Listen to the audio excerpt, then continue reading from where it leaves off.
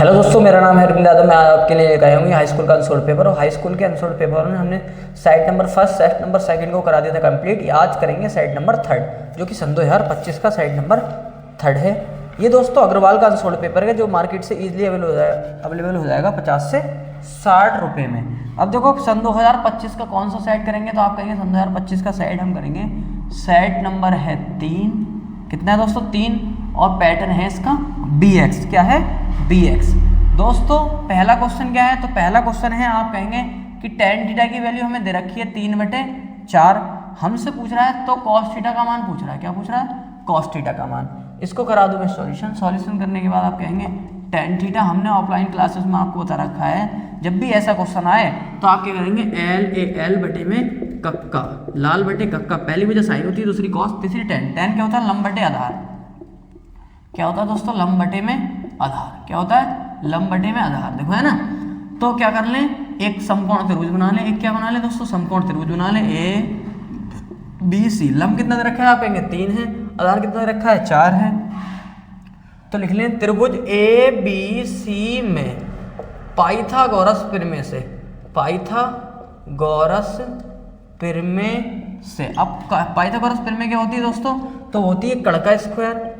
कण का स्क्वायर बराबर आधार स्क्वायर और प्लस लंब का स्क्वायर। तो देखो कण कितना है? कण हमें दोस्तों निकालना है। कण की वैल्यू क्या निकालनी है? निकालनी है 4 का स्क्वायर और प्लस 3 का स्क्वायर।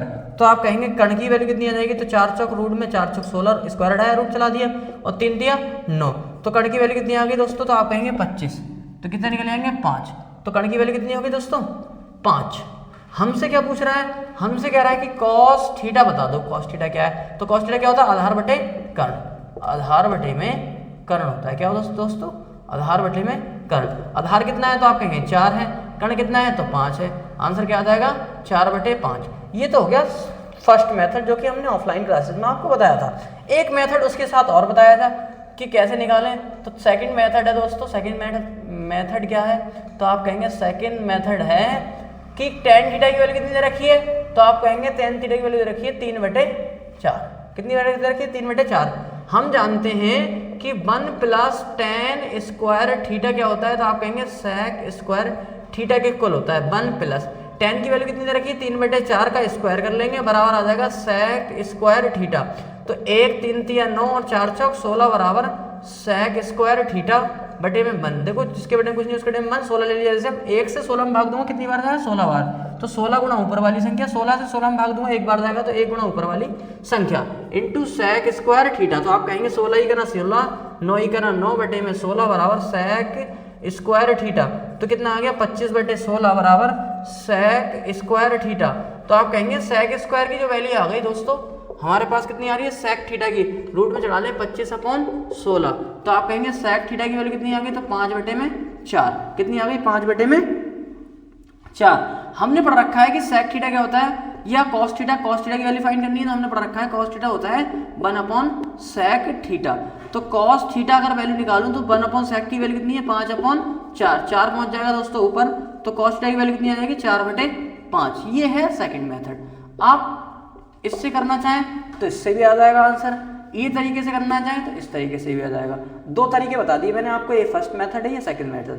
दोनों से आंसर क्या आएगा? सेम ही आएगा। अगला क्वेश्चन देखें। सेकंड क्वेश्चन क्या है?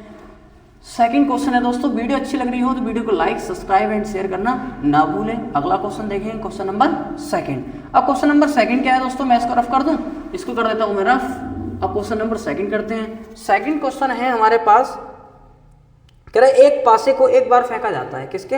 एक पासे को एक बार फेंका जाता है तो सम संख्या आने की प्रायिकता बताओ।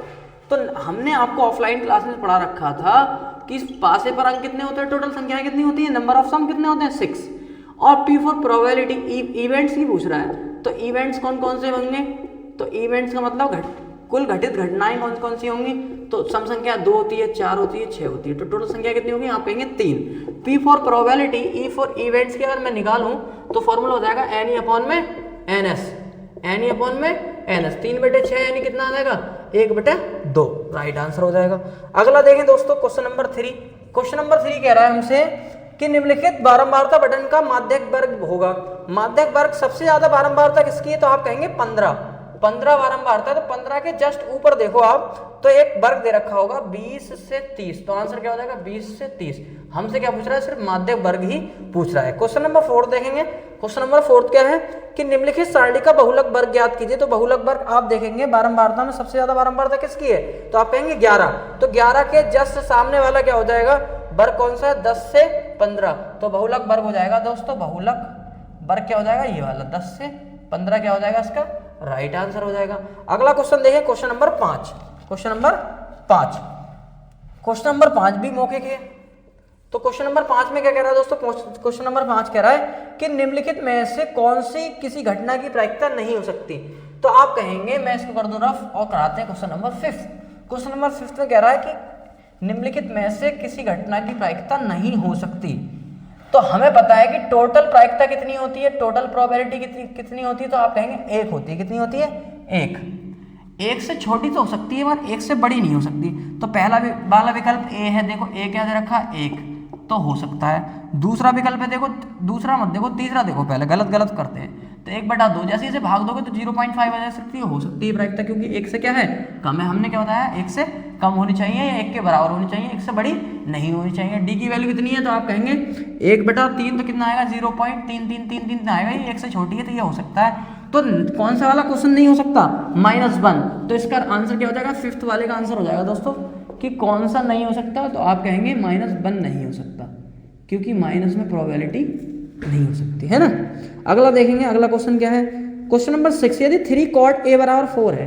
क्वेश्चन नंबर 6 क्या है दोस्तों, तो आप कहेंगे यदि 3 cot a बराबर कितना है 4 है, तो हमसे वैल्यू क्या पूछ रहा है, हमसे मान पूछ रहा है 1 - tan स्क्वायर a और 1 + tan स्क्वायर a की क्या पूछ रहा है, मान पूछ रहा है। दोस्तों अगर tan की जगह कुछ और होता तो हम पाइथागोरस थ्योरम में लगाते, अब नहीं लगाएंगे। क्यों नहीं लगाएंगे, क्योंकि हमें पता है कि cot a बराबर कितना आ गया 4/3 आ गया। अगर मैं tan a निकालने लगूँ तो tan a क्या होगा 1/cot a के इक्वल होगा। तो tan a की वैल्यू कितनी आ जाएगी, तो आप कहेंगे cot a की वैल्यू फाइंड लगाओ, 3/4, 3 पहुंच जाएगा ऊपर, तो tan a की वैल्यू कितनी आ जाएगी, तो आप कहेंगे 3/4 आ जाएगी। वैल्यू कितनी आ जाएगी दोस्तों 3/4। अब मैं मान लगा देता हूँ, हमसे पूछ रहा है कि 1 - tan स्क्वायर a और 1 + tan स्क्वायर a की वैल्यू आप फाइंड करके बता दो। तो देखो 1 - tan की a की वैल्यू कितनी है 3/4 का स्क्वायर, और ये कितना आ गया 1/3/4 का स्क्वायर। तो देखो 1 का 1 3 3 9 4 चौक 16, 1 का 1 3 3 9 और 4 चौक 16, जिसके बेटे कुछ नहीं उसके टाइम 1 क्या ले लें 16 एलसीएम ले लें ऊपर से, 1 से भाग दो 16 में कितनी बार जाएगा 16 बार, तो इनटू ऊपर वाली संख्या 16 में 16 भाग दो की क्या बार आएगा 1 बार, तो 1 गुणा ऊपर वाली संख्या। इसी प्रकार नीचे आप एलसीएम ले लेंगे तो 1 से भाग दो 16 में कितनी बार आएगा 16 बार, तो 16 इंटू ऊपर वाली संख्या और प्लस 1 इंटू ऊपर वाली संख्या। 16 से 16 कैंसिल हो जाएगा, तो आप कहेंगे 16 ही कहना 16 -9 और 16 + 9, तो कितनी वैल्यू आ जाएगी 16 में से 9 घटाएंगे तो आ जाएगा 7/25, तो आंसर हो जाएगा 7/में दोस्तों 25, जो कि एक विकल्प है। अब क्वेश्चन नंबर देखेंगे दोस्तों, क्वेश्चन नंबर 7 क्या है, तो क्वेश्चन नंबर 7 कराते हैं, इसको कर दूं मैं रफ, क्वेश्चन नंबर 7 को कराते हैं। देखो क्वेश्चन नंबर 7 क्या है, तो क्वेश्चन नंबर 7 है हमारे पास कि हमसे पूछ रहा है क्वेश्चन नंबर 7, इसको कर दूं मैं रफ। अब क्वेश्चन कराते हैं 7। क्वेश्चन नंबर 7 क्या है, तो 7 है कि cos 60 की वैल्यू बताओ। तो cos 60 की वैल्यू आप कहेंगे cos 60 की वैल्यू जो है फाइंड करके बतानी है, तो cos 60 जो होगा तो आप कहेंगे वो sin 30 के इक्वल होगा। किसके इक्वल होगा, sin 30 के। आपको sin 30 की वैल्यू आती होगी तो कितनी होती है 1/2, तो आंसर क्या हो जाएगा 1/2, इसका क्या हो जाएगा राइट आंसर हो जाएगा। 8 विकल्प देखेंगे, 8 क्या है कि 1 + cot स्क्वायर a अपॉन में 1 + tan स्क्वायर a का मान बताना है हमें फाइंड करके। तो 1 + cot स्क्वायर a क्या होता है, तो आप कहेंगे 1 + cot स्क्वायर a होता है cos sec स्क्वायर a के इक्वल, और 1 + tan स्क्वायर क्या होता है sec स्क्वायर a के इक्वल। तो देखो cosec को तोड़ें तो 1/sin स्क्वायर a में टूटेगा, इसी प्रकार sec को तोड़ें तो 1/cos स्क्वायर a में टूटेगा। हमने आपको ऑफलाइन क्लासेस में बताया था कि जैसे ही भाग वाली चीज को गुणा में लेकर आते हैं तो संख्या क्या हो जाती है पलट जाती है, जो हर होता है वो अंश में पहुंच जाता है, अंश तो है हर में पहुंच जाता है।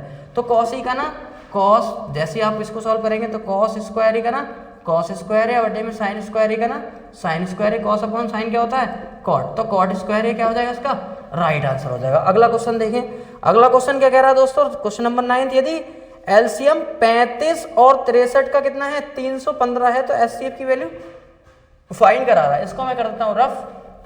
अब अगला क्वेश्चन देखेंगे। अगला क्वेश्चन क्या है, इसको भी मैं रफ कर दूँ। देखो अगला क्वेश्चन है 9th, यानी कि 63 एलसीएम दे रखा है हमें। किस किस का दे रखा है, 35 और 63 का एलसीएम कितना है, तो आप कहेंगे 315 है। हमसे पूछ रहा है, क्या पूछ रहा है, एचसीएफ की वैल्यू फाइंड करा रहा है। तो एचसीएफ बराबर क्या होगा दोस्तों, हमने आपको ऑफलाइन क्लास में पढ़ाया था कि पहली संख्या इनटू दूसरी संख्या इनटू दूसरी संख्या और बटे में क्या आ जाएगा दोस्तों, एलसीएम।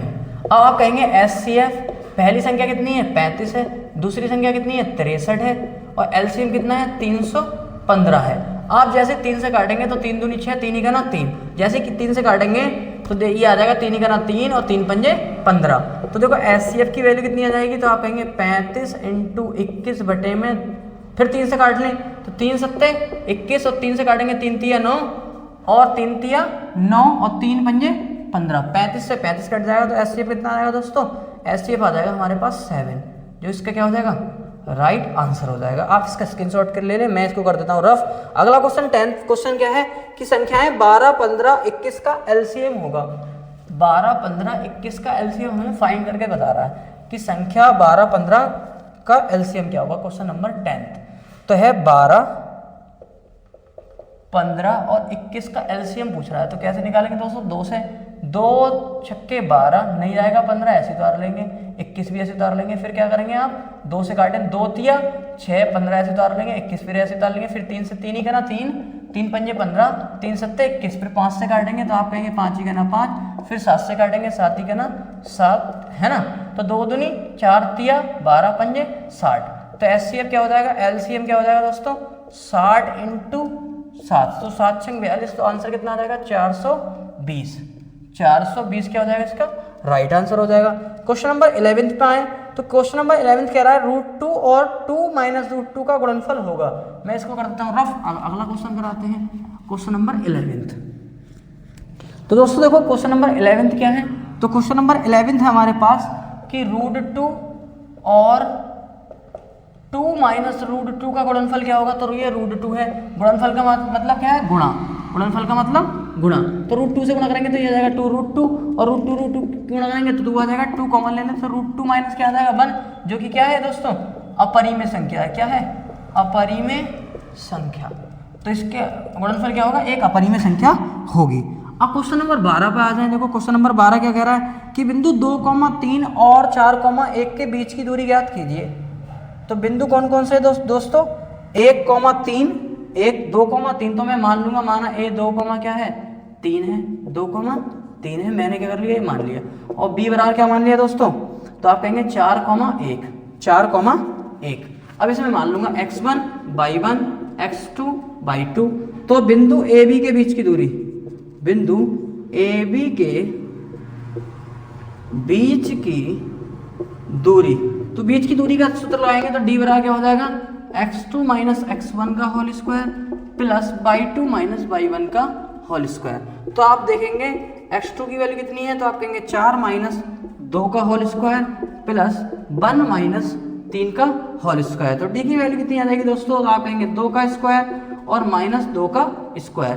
तो आप कहेंगे ये D की वैल्यू कितनी आ जाएगी, तो आप कहेंगे 2 दूनी 4 और 2 दूनी 4, तो कितना हो जाएगा दोस्तों, रूट में 8। तो मैं लिख लूँ 4 दूनी 8, तो आंसर कितना हो जाएगा, 2√2। आंसर क्या हो जाएगा, 2√2। इसका क्या हो जाएगा दोस्तों, राइट आंसर हो जाएगा 2√2। ये हो तो वीडियो को लाइक, सब्सक्राइब एंड शेयर करना ना भूलें। थैंक यू दोस्तों।